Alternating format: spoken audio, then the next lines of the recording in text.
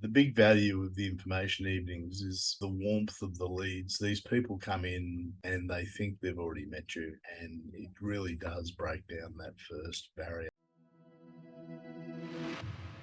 First, would you like to introduce yourself and tell us a little bit about your practice? I'm David Kerr. I'm a dentist here in Chermside in Brisbane. We've got a reasonably medium-sized family practice, pretty heavy in OHTs and prevention, but we do a lot of higher production dentistry as well. Daryl and myself been here for about 30 years, and we've got a sort of a reasonably new purpose-built facility to try and do the best outcome driven dentistry we think we can do. That's awesome. So, what other marketing strategies had you tried before working with us on the information evenings? Well, we've done a whole bunch of, geez, over the last 30 years, we've pretty much tried everything. We've tried everything from radio to TV to billboards to movie cinemas to magazines to newspapers. Of course, well, seems a long time ago now, but Yellow Pages was pretty much the only thing we used to do. But we moved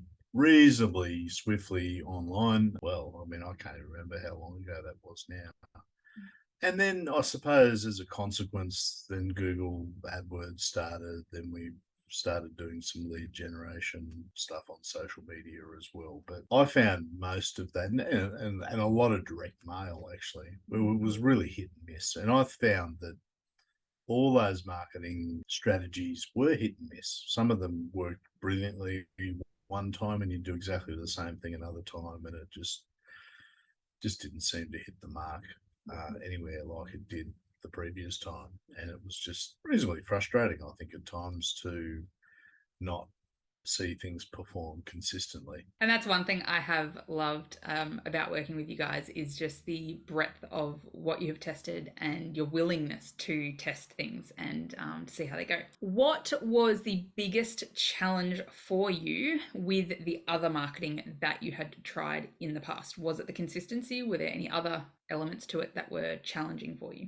I think the big thing for us was more is getting the campaigns, whatever the campaigns were, whether they were direct marketing campaigns, Google AdWords campaigns, working consistently and being reasonably targeted. I found in recent times the lead generation stuff that's delivered a lot of patients or a lot of leads via Facebook and other means creates a lot of work for the team to really keep on top of.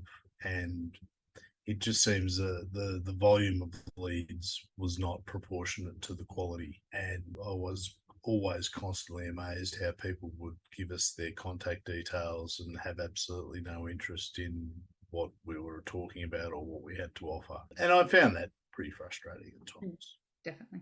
Were you skeptical about running an online information evening? And if so, what were you skeptical about? Mainly skeptical of my own voice being akin to someone on the footy show, but and not really presenting much really before. But look, I thought, and Daryl and I have always been pretty open about trying different marketing angles, and it seemed really interesting. I think, well, what COVID taught us, I suppose, is that the online video space is really, really interesting, a very interesting way to connect with people that you haven't met before. And, giving information evenings to your potential patients is really interesting way of creating really warm leads. And I think that's what it does do very successfully.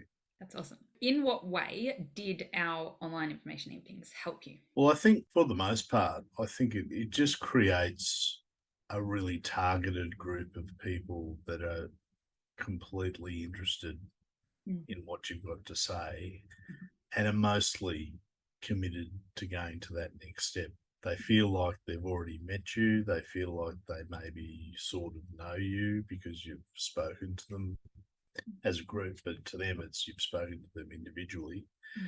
And it really breaks down that first barrier. I think the leads that are the contacts that are generated through this means really bypasses that first step. And the first problem in lead generation is actually trying to contact these people and then trying to figure out whether they actually really do have any interest in what you've got to offer. And or were they just having a SPAC attack that night and decided to sign up to anything that was offered to them on the internet? Yeah. What sort of responses have you been getting from patients in when they come into the practice for that first consultation after they've attended the information evening? Yeah, mostly positive. I think, certainly in the dental implant space and maybe to a slightly lesser extent in the cosmetic dentistry space, there's a lot of thirst for knowledge out there. And I feel people get told all sorts of things and they just like to know what all of their options are and, a little bit about what's going on there. I've found that most of the patients that I've seen that have come from the information nights have really enjoyed the presentations and found them reasonably informative. What has changed for you in the practice since you started running the information evenings? Almost 2 years ago. I think we've been running it 2 years almost. Really? Yeah, it's coming up Right.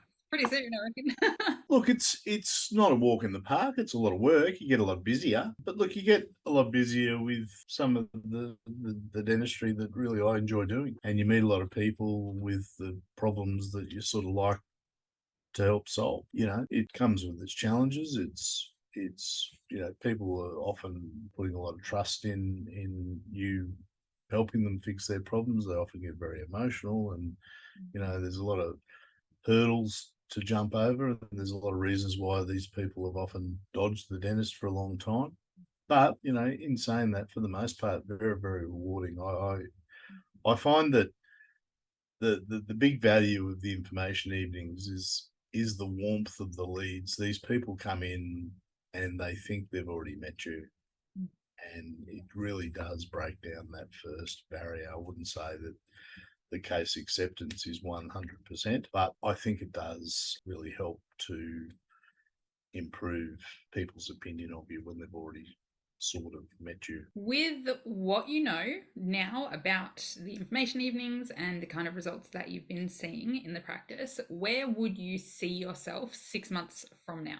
Oh, look, I mean, we've been doing them for a couple of years now, and I think, not every month, but certainly every other month, the results seem to be getting better. I don't really see a reason to stop. We may, and we have considered and done information evenings on a few different topics and experimenting in different parts of dentistry that we may like to challenge ourselves and challenge the audience. I don't see a reason to be putting a stop to any of it anytime soon. What I've loved seeing, particularly the last event, is the momentum that has built over the last 2 years because you've been investing in this for so long. The leads that are coming through from the email list who might have signed up months and months and months ago, but they end up finally coming to an event, and just seeing how that's all building.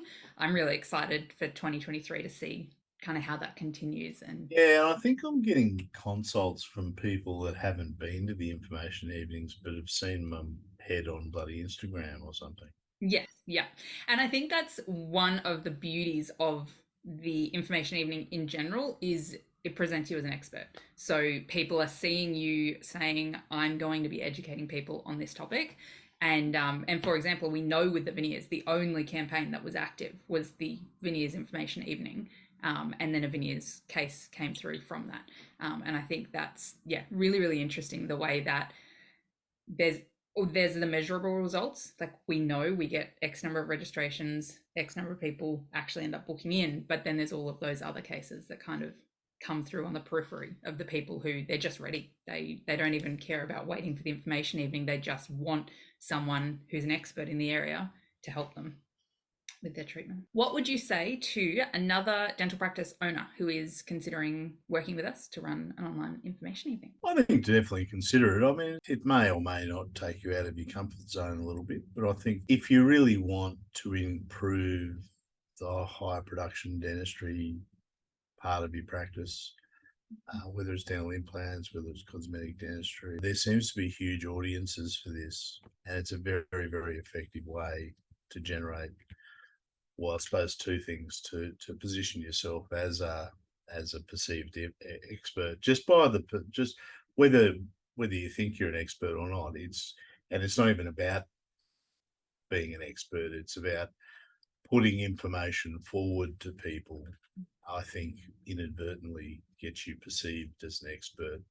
Really, from a community perspective, generates a lot of goodwill, and the longer you do it, I suppose, the more leverage that creates. Is there anything else that you think I missed? I reckon the huge stumbling block is people getting over the cost of marketing. Mm-hmm. That's what people find is that, you're going to charge bloody 10 grand a month or whatever. Fuck's sake, I'm not paying that. And what would you say to that? Well, they don't look at the ROI, which is why I'm totally. I just can't believe that all on full campaign. That's just it. Just produces the goods every time. And that's why we're offering it to more people because it's just amazing every single month. That's what you want more of. Amazing. Awesome. Well, thank you very much. It's okay.